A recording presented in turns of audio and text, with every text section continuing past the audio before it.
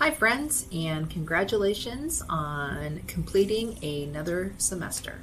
In this video, I am going to quickly walk you through the end of semester checklist that will hopefully make the transition between this semester and next a lot smoother. So first we're going to navigate to the handy Thorpe Center website. So once you are here, if you scroll down, you will see we have a special tile right now calling your attention to the end of term checklist.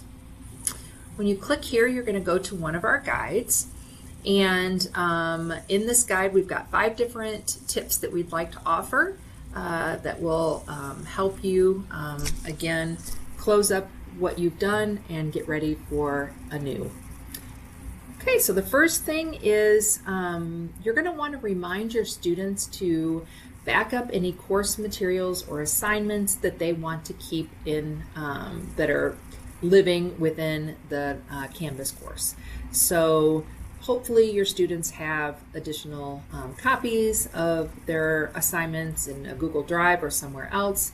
But if a student wants to be sure to have that, this is important. After the end of the course, your Canvas site will become read-only, and students will not be able to go back and pull their content, and they might need it or want it for the future. So here are a couple different guides that will walk your students through that if you wanted to provide that for them, those links. Next, this is important, to save your gradebook for record retention. Again, we won't have our Canvas courses forever. They won't live on for forever. So if you want to make sure that those grades are accessed forever, you can place those into a Google Drive or some kind of backup mechanism. Again, these guides will walk you through how to download your grades into an Excel file, and then you'll be able to hang on to those. Next, step 3, you'll submit your final grades, which you are familiar with doing, and if you're new, these grade entry instructions can help you. This is important, and we have a guide to help you if you've got any students that will be taking an incomplete.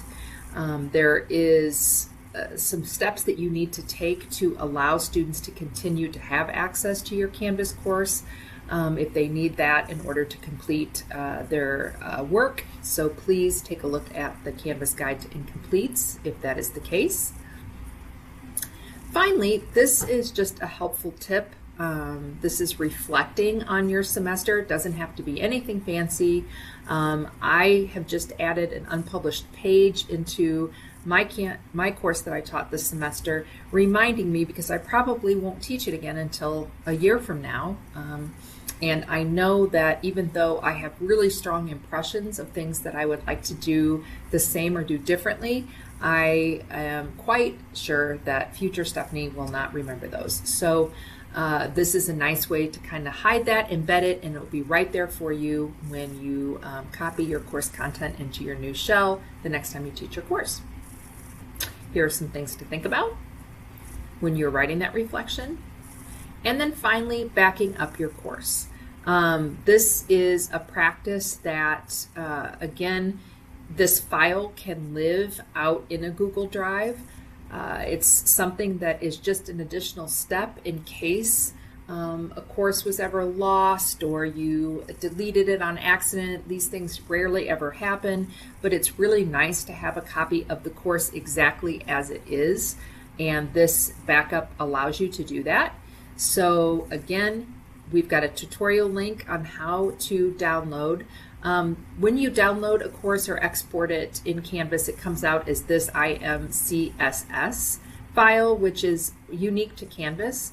So you won't be able to open it. Let's say you export it and put it into a Google Drive. You can't just click on it and immediately go to Canvas. It's just pulling it all down, packaging it probably in some kind of zip format, and then if you need that course content again, you can always create a sandbox or pull that directly into your new Canvas course. So that's another way of making sure you're keeping everything so that you don't lose any of your brilliant work. I hope that the process goes smoothly. I want to remind you that we do have Canvas support hours here in Thorpe, where Sarah and I will be available to help walk you through these steps if you'd like, or answer any questions you might have about grading and your grade book, etc. Those hours will be Monday, December 8th, Monday, December 15th, both in the afternoon from 1 to 3 p.m. So give us a shout if you need any assistance or want more information. Thank you.